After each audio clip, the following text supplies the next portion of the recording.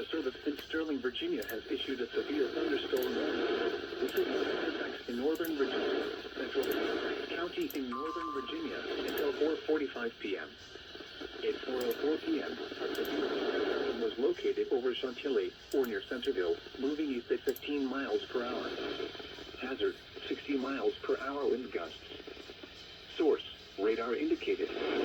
Impact, damaging winds will cause some trees and large branches to fall. This could injure those outdoors, as well as damage homes and vehicles. Trees. Localized power outages are possible.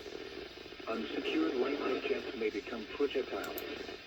Locations impacted include Centerville, Reston, Annandale, Herndon, Fairfax, Vienna, Mantua, Puget Hills, Burke, Oakton, Chantilly, Tysons Corner, Wolf Trap, Maryfield, I-66 and I-495 interchange, West Springfield, Fairfax Station, Dunmore.